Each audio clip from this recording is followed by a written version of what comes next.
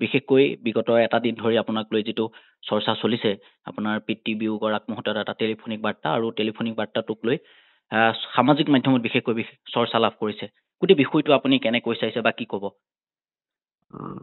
এই কথাটো হ'ল যে আমাৰ দেউতাৰ লগত 2006 চনৰ পৰা কোনো সম্বন্ধই নাই হয় তেখেতে আমাক ঘৰৰ পৰা ওলাই দিছিলে উম, মই মোৰ দেউতা মোৰ মা আৰু মোৰ বাইদেউ হয় 2000 চনৰ এই লাষ্ট 18 বছৰ মান আমাৰ কোনো এই নাই কণ্টেক্টতে নাছিলোঁ উম, গতিকে নাছিল মানে তেখেতে আমাক কণ্টেক্ট কৰা নাছিলে হয় আৰু এইটো অকল সেইখিনিয়ে বুলি নহয় কথাখিনি আগতেও মাৰ ওপৰত বহুত নিৰ্যাতন চলাইছিলে হয় গতিকে আল্টিমেটলি যেতিয়া ওলাই দিলে আৰু তেতিয়া ওলাই আহিলোঁ হয় ওলাই দিয়াৰ পিছত আৰু মই সেইটো সময়ত ষ্টুডেণ্ট আছিলোঁ বাইদেউ আছিলে সেইটো সময়ত হয় ষ্টুডেণ্ট আপুনি সেই চনত কি পঢ়ি আছিলে মই মেডিকেল পঢ়ি আছিলোঁ হয় হয় হয় গুৱাহাটী মেডিকেল কলেজ বাইদেউ পঢ়ি আছিলে হয় হয় গতিকে তেতিয়া আমি ষ্টুডেণ্ট আছিলোঁ কাৰণে ইমানৰ পাৰ্চু কৰি নাথাকিলোঁ আৰু ইনফেক্ট তেখেতৰ নামত এখন FIR আছে দিছপুৰ থানাত আপোনালোকে সেইটো দিয়া হা হয় কি বুলি দিছিলে আপোনালোকে এছল্ট কৰিছিল বাইদেউ আৰু মাৰ ওপৰত হয় হয় সেইটো আৰু গতিকে সেই আমি পাৰ্চু নকৰিলোঁ সেই কেছটো সেইটো আৰু এতিয়া শেহতীয়াকে যেতিয়া ধৰক আপোনালৈ ফোন কৰিছিলে তেখেতে যিটো ফোন টেপিং এতিয়া ভাইৰেল হৈছে আপুনি হয়তো নিজেও সেই ফোন টেপিংটো শুনিছে সেইটো কেতিয়া আপোনাক ফোন কৰিছিলে তেখেতে নৱেম্বৰ মাহত কৰিছিলে হয় নৱেম্বৰ মাহত কৰিছিলে মই ধৰিছিলোঁ প্ৰথমতে ধৰিব পৰা নাছিলোঁ কাৰণ নেটৱৰ্ক কানেকশ্যনটো ভাল নাছিলে মই ভাবিছিলোঁ আৰু তেখেতৰ নিজৰ মোবাইলৰ পৰা কৰা নাছিলে মই বেলেগ মানুহৰ পৰা কৰিছিলে গতিকে 18 বছৰ পিছত কৰিছিলে আৱাজ চেঞ্জ হৈ যায় পুতুককৈ ধৰিব আৰু মোক এনেও পেচেণ্টবিলাকে ফোন কৰি থাকে গতিকে মই বোলো কোনোবা পেচেণ্টে কৰিছে নেকি কথাবিলাকতো ক্লিয়াৰলি কোৱা নাছিলে প্ৰথমতে মই বোলো পেচেণ্টে কোনোবা কৰিছে তেনেকৈ ভাবি আছিলোঁ তাৰপিছত যেতিয়া ক'লে তেতিয়াহে গম পাইছোঁ মই ঠিক আছে তথাপিও কথাটো শুনি লওঁ কথাটো শুনি পেলাই মই বোলো হোৱাটছআপত ক'ত থাকা তুমি মোক দিয়া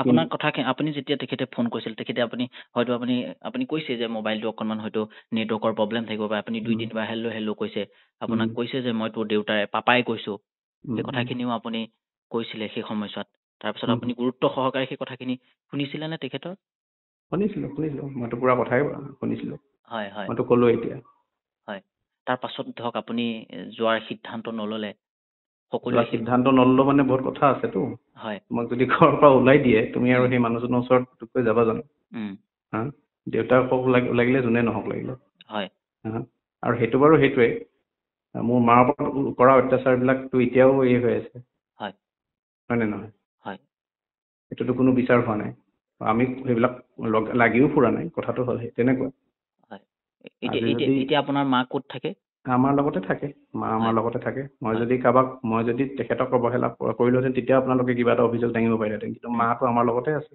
ভালকৈ আছে তেখেতে দুবাৰ ষ্ট্ৰক হৈ যোৱা পেচেণ্ট হয় আমাৰ লগতে থাকে মানে দেউতাই ধৰক আপোনালোকক খেদি দিলে সেই সময়ছোৱাত তেনেকুৱা পাৰিবাৰিক কণ্ডলৰ কাৰণে নে অন্য আপোনালোকক পঢ়োৱাৰ দায়িত্ব ল'ব নোৱাৰি তেনেকুৱা ধৰণৰ পঢ়োৱাৰ দায়িত্বটো বহুত আগতেই এৰিছে পঢ়োৱাৰ আগত দায়িত্ব তাৰ আগতেই এৰিছে বাকী সেই কিবা প্ৰপাৰ্টি লৈ পেলাই ঘৰটো বিক্ৰী কৰি দিম বুলি কৈছিলে চাগে মায়ে ক'লে যে এতিয়া লগালগ নালাগে সিহঁতে অলপ ডাঙৰ হৈ লওক নুশুনে সেয়াই আৰু তেখেতে এটা ইতিমধ্যেই সেই কথা আপুনি হয়তো গম পাইছে চাগে এটা তেখেতে বাসগৃহত অস্থায়ীভাৱে তেখেতে দীৰ্ঘদিন ধৰি আছিল সেইসকল লোকেও কৈছে যে এই যিগৰাকী লোকৰ পৰা তেখেতে ফোন কৰিছিল সেই ব্যক্তিগৰাকীক আপুনি চিনি পায় নে বা আপুনি ব্যক্তিগতভাৱে জানেনে যে তেওঁ বিগত বহু বছৰ ধৰি তেওঁ সেই বাসগৃহটোতে আছে এটা আশ্ৰমত নাজানো আমাক কোনো জনোৱা নাই তেখেতে এবিঘা মাটি তেখেতে দানো কৰি থৈ গৈছে বুলি কৈছে নাজানো একো গম নাপাওঁ আপুনি এতিয়া গুৱাহাটীতে থাকে গুৱাহাটীতে থাকো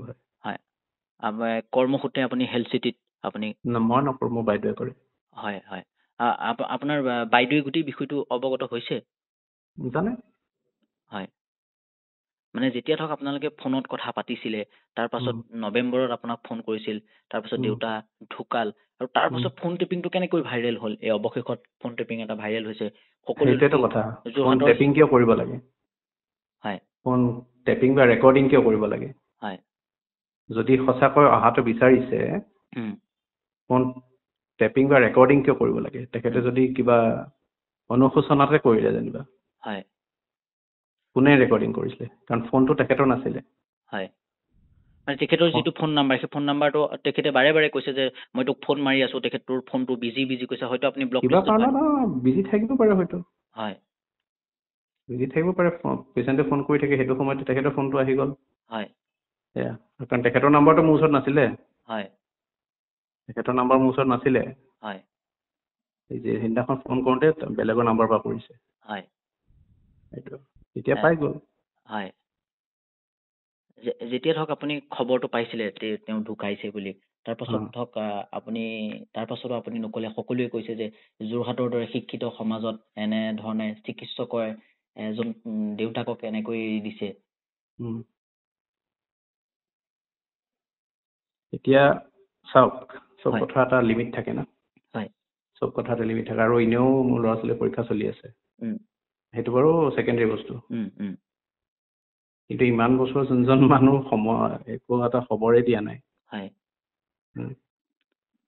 প্লাছ এইটো অকল মোৰ কথা নহয়তো, মোৰ মাৰ কথাটো কোনো কোৱাই নাই।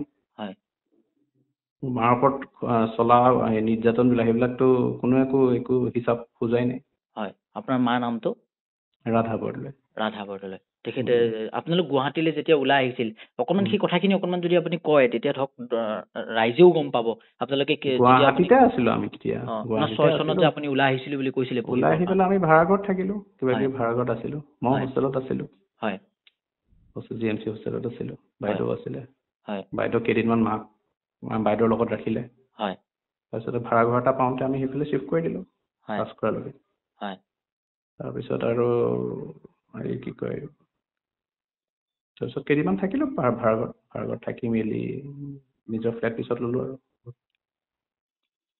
মানে ধৰক যেতিয়া দেউতা ঢুকাইছে, সেই খবৰটো আপুনি সংবাদ মাধ্যমৰ যোগেদি পাইছে নে আপুনি নিজে সেই কথাটো গম পাইছিলে, নে স্থানীয় লোকে আপোনাক জনাইছিল? স্থানীয় লোকে মানে মোৰ সম্বন্ধীয় দাদা এজন আছে, তেখেতে জনাইছিলে যোনদিনাখন ঢুকাইছে। হয়, সেইটো আৰু গোটেই বিষয়টো আপুনি স্পষ্টভাৱে কৈছে। বা আপোনাৰ মাতৃ এতিয়া কেনেকুৱা, সুস্থ হৈ আছে নে? মা সুস্থ মানে কি, বয়স হৈছে। হয়, বয়স আছে, তেখেতৰ প্ৰেছাৰৰ মানুহ, ডায়েবেটিছ আছে। হয়। শেষত আপোনাক অকণমান এই কথাখিনি আকৌ এবাৰ সুধিব বিচাৰিছো, ধৰক আপুনি নিজেও এগৰাকী চিকিৎসক, আপোনাক সকলোৱে এতিয়া হয়তো চিনি পায়, তাৰপাছত হয়তো পিতৃ সেই সময়ছোৱাত খং বা আৱেগত হয়তো যদি খেদিও পঠাইছিলে, তাৰপাছত ফোনটো যেতিয়া আপোনালৈ বুলি নহয়, সদায় খং বা আৱেগক খেদি মোক বাৰু পঠালে, মাক কিয় পঠাব লাগে? হয়, বাইদেউক কিয় পঠাব লাগে?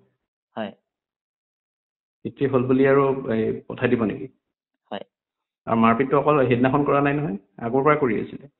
হয়, ইনফেক্ট আৰু এটা কথা কওঁ, ছেপ্টেম্বৰ মাহত তেখেতে চিঠি এখন দিছিলে। হয়, চিঠিখনত তেখেতে এইটো দাবী কৰিছিল যে তেখেত আমাৰ দেউতাক নহয়। হয়, দেউতাক নহয়, কিন্তু তেখেতৰ নাম লৈ পেলাই আমি আধাৰ কাৰ্ড সেইবিলাক ওলাই আছো। ওলাব লাগিব, কাৰণ দেউতাকৰ নাম দিবই লাগিব। কিন্তু তেখেতৰ মতে আমি বোলে তেখেতৰ ল'ৰা ছোৱালী নহয়, যদি কিবা প্ৰমাণ কৰিব বিচাৰিছ এইবিলাক কিবা ডকুমেণ্টছ প্ৰডিউচ কৰ, নহ'লে চবকে আমি হেৰি কৰি। তেখেতে এইটো কৈছে যে তেখেত আমাৰ দেউতা নহয়, পিতৃ নহয়, সেইখন চিঠিত। সেই বহুত এখন আপোনালোকৰ ব্যক্তিগত কথা বহুত আছে, তাৰ পাছতে ধৰক দেউতা যেতিয়া ঢুকাই গ'ল, সেই কথা আপুনি গম পাইছে, আৰু এতিয়া আৰু যে আপোনাক ৰাইজে সমালোচনা কৰিছে, কি ক'ব আপুনি শেষত এটা বাক্য? মই একো ছ'চিয়েল মিডিয়া নাচাওঁৱে, মই সিমান কোনে কিমান সমালোচনা কৰিছে। হয়, মই এতিয়া নাচাওঁৱে, কিন্তু কথাটো হ'ল যে দুই পক্ষৰ কথা জানি পেলাইহে হেৰি কৰিব লাগে। ভাইৰেল কৰি দিয়াটোতো এই নহয়। হয়, দুই পক্ষৰ কথাবিলাক বুজি পেলাই মানুহে অকল সেই কথাটোহে, সেই আজি 2022তহে গ'ল, তাৰ আগৰখিনি বৃদ্ধাশ্ৰম 2022তহে গৈছে, যদি গৈছে। তাৰ আগৰ চোৱাখিনি আমাকতো কোনো জনোৱা নাই, আমি জানিব বিচাৰো। ব্যক্তিগত হিচাপে তেখেতে কি কৰিছিল? আগতে চাকৰি কৰিছিল, আমি সৰু থাকোঁতে চাকৰি গ'ল। মা শিক্ষকতা কৰিছিলে।